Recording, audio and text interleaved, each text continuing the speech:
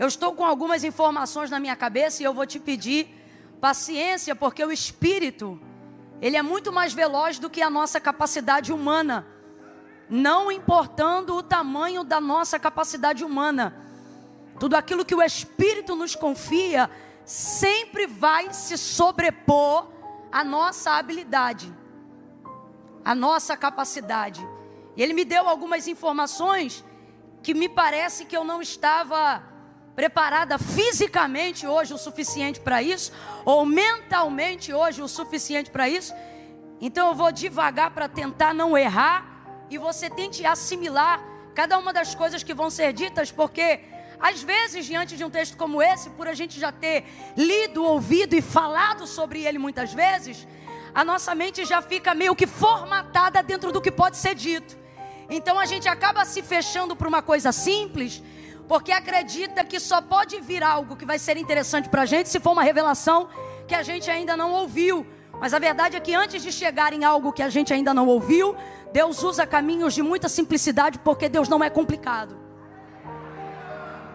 Então eu sei que muita gente conhece essa passagem, mas a primeira coisa que eu queria refrescar a sua memória e te lembrar é que isto aqui é uma visão. Eu disse que isto aqui é uma visão. Isto é uma visão, uma grande visão, uma visão profética, uma visão que aponta para o estado atual de Israel na condição de cativeiro, e que aponta também para um futuro de esperança dentro daquilo que Deus ainda fará dentro daquela situação de cativeiro.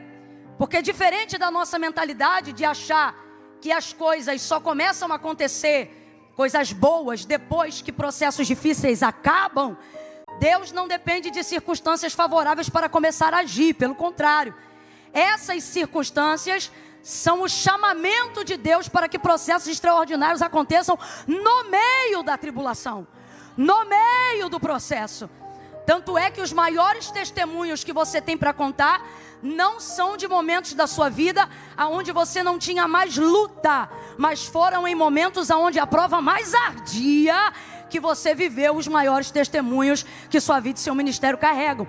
Porque essa é uma das características da ação de Deus. Ele não depende de nada melhorar ou de nada que é ruim agora passar para que coisas boas comecem a acontecer no meio do processo. Se eu fosse você, eu já estava glorificando, porque você está aqui talvez orando hoje no Aviva e dizendo: Deus, faz essa prova passar. E o Senhor está dizendo: se passar, acaba tudo, mas se eu passar contigo nela, essa prova vai ser o maior testemunho da tua história para esse ano. Então essa é uma característica do modo operandi de Deus. É assim que Ele opera. Então é uma visão, e essa visão é uma grande visão. Deus vai dar a Ezequiel essa visão, sem dúvida, em um dos piores cativeiros, em um dos piores momentos da vida da nação, do seu povo. É difícil encontrar no texto sagrado qualquer outro episódio ou pior momento da vida de Israel que se assemelhe a esse momento. Porque o que torna um momento mais difícil não é só o que você passa nele, mas é por quanto tempo você o passa. Isso é que torna as coisas mais difíceis. No campo da educação física a gente chama isso de isometria. Por exemplo, esse copo aqui, segurando ele na minha mão direita por 1 minuto, ele é pesado? Não é uma pergunta retórica não, pode responder. É pesado? Agora fique com a mão estendida segurando esse copo 1 hora. Isometria. O que vai acontecer? Ele vai pesar não só a sua mão, ele vai começar a criar uma dormência no seu braço. Toda a sua parte de cravícula vai começar a doer. E vai começando o cata-cata. Dói aqui, até a caixa torácica vai doer. Por estar de pé vai afetar a sua coluna, e então o ciático vai começar a apertar. Tudo porque você está com um copo que não é tão pesado, segurando em um braço. E aí eu te pergunto de novo, o copo é pesado? É por causa da quantidade de tempo que você está segurando ele, que aquilo vai se tornar uma tortura. Então por isso, o cativeiro babilônico foi sem dúvida o pior momento da trajetória registrada de Israel, não só pela tortura, prisão, morte, luto, entre tantas outras coisas que os cativos passaram, mas principalmente por causa da durabilidade do tempo que eles foram submetidos. E o tempo tem um poder na nossa vida que poucas coisas imprimem sobre nós tanto poder quanto o tempo. O tempo ele faz uma pessoa esperançosa se tornar amarga dependendo do tempo. Salomão ele vai dizer que a esperança que se adia, ou seja, que passa muito tempo para realizar, ela faz adoecer o coração. E quando o coração adoece, a vida adoece, as perspectivas adoecem. É aí que as doenças psicossomáticas chegam. Seu físico é abalado quando seu emocional é abalado. Quando seu espírito está abatido, não há mais força, não há mais vigor, não há mais desejo, não há mais desejo de vida, só há vontade de morte. Foi o que aconteceu com a vida de Jó. Ele não murmurou atribuindo culpabilidade a Deus, mas amaldiçoou até o dia do seu nascimento, não só por causa da perca, mas do tempo tão rápido com que perdeu, e não se sabe em quanto tempo mais ele ficou naquela dor. Então o tempo tem o poder de amargar até o coração mais puro. E é Deus que usa o tempo para isso. Quando o Senhor tira o povo do Egito e vai trafegar com este povo para entrar em Canaã, Deuteronômio capítulo 5, ele vai dizer: eu te coloquei nesse deserto para te humilhar, para saber o que se passava no teu coração. E o que foi que Deus usou para que Israel pudesse manifestar aquilo que estava no coração? Deus não usou propriamente o maná ou a água que saiu da rocha. Tudo isso revelava a Deus no processo. O que Deus usou para que os corações se manifestassem foi o tempo. O tempo. O sábio vai dizer que não é do mais veloz a corrida, nem do mais forte o dia da vitória ou da batalha, mas ele diz que todos, ou seja, o forte e o fraco, o rico e o pobre, estão submetidos ao mesmo fator que tortura, trabalha, treina, humilha ou exalta a todos, dependendo de como eles se comportam e do que ele está falando. Ele diz: tudo está subordinado e submetido ao tempo e à ocasião, ou seja, ao que acontece dentro daquele tempo. O tempo não respeita autarquia. Tempo não respeita carteira de membro. Tempo não respeita absolutamente nenhuma das coisas que a gente poderia utilizar para tentar ganhar tempo. Tempo não respeita. Então esse cativeiro, ele humilhou muita gente. Ele embaçou a vida de muita gente. A visão que Ezequiel está recebendo agora, a visão, diga comigo, a visão que Ezequiel está recebendo agora, é uma visão que fala sobre o seu estado, o estado da condição da nação aprisionada, fala sobre o que já aconteceu e fala sobre o que ainda vai acontecer. Porque uma característica das visões que Deus dá, é que Deus nunca fala só do que aconteceu. Ele até começa falando do que aconteceu, para mostrar qual é o estado original, ou para mostrar o que o tempo fez com você. Então em uma parte ele revela o que o tempo fez com você, e em outro momento ele revela o que ele fará com você. E Deus nunca usa o tempo da visão para falar só do que aconteceu.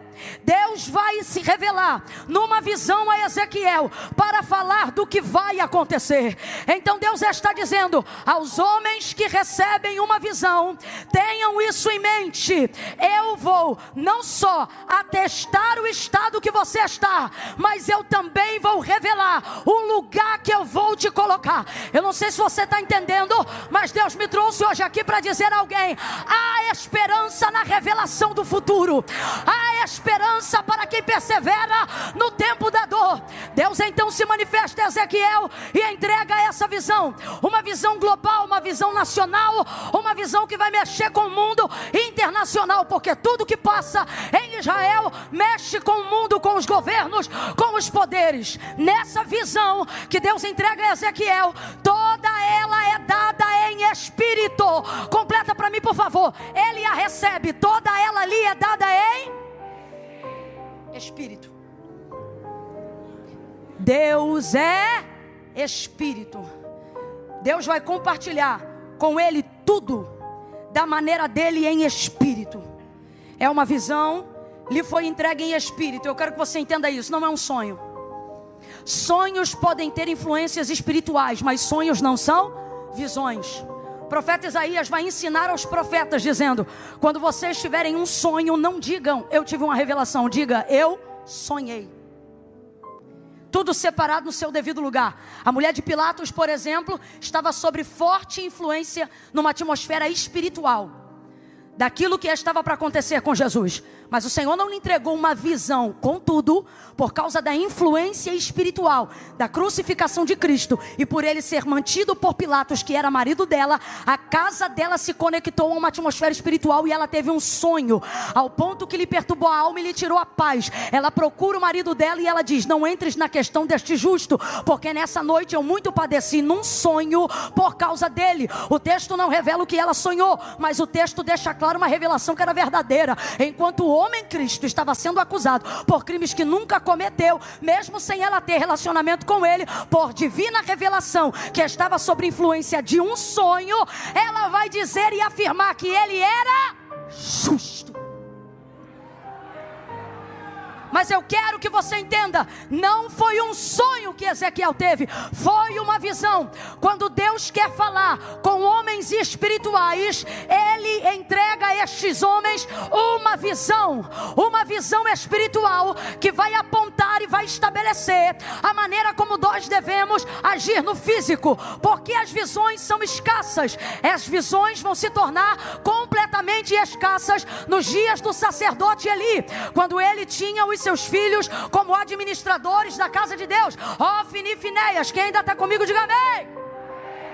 Naqueles dias o texto diz que as visões eram raras e as palavras de Deus eram escassas. O que o texto está dizendo? Que Deus não se revelava por intermédio de comunicação clara, seja verbal ou visual, diante do seu povo. E por que Deus não se comunicava de maneira clara, audível ou visual diante do seu povo? Porque os filhos de Eli, Ofni e Finéias eram dois prostitutos que prostituíam absolutamente tudo que deveria ser sagrado e santificado, até que depois que Ana entrega o seu filho para ser criado na casa de Deus, Deus vê ali pureza, Deus vê ali integridade, Deus vê ali santidade, Deus vê ali espiritualidade. Então as visões voltam nos dias de Samuel, a clareza volta nos dias de Samuel, a revelação volta nos dias de Samuel. Ele é um menino, mas Deus não confere visões por idade. Deus entrega visões por níveis de espiritualidade. Ele é um menino, mas é espiritual. Ele é um menino, mas é crente.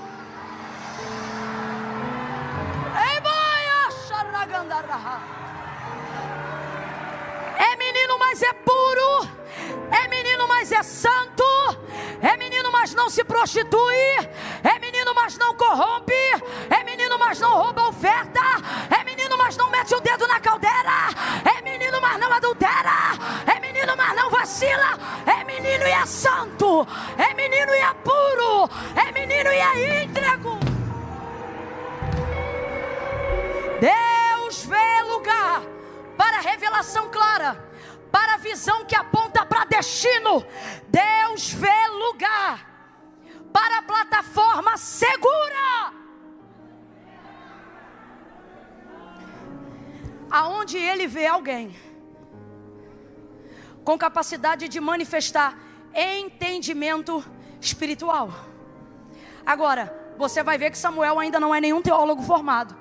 Na verdade, ele entende bem pouco dessas manifestações. Tanto é que por 3 vezes, quando a voz de Deus se manifesta, ele só entende que é Deus falando com ele na terceira. E porque Eli, que já um dia foi experimentado em visões e revelações, vai dizer para ele, quando você ouvir essa voz te chamando de novo, não vem aqui no meu quarto, diga para ela, fala que o teu servo...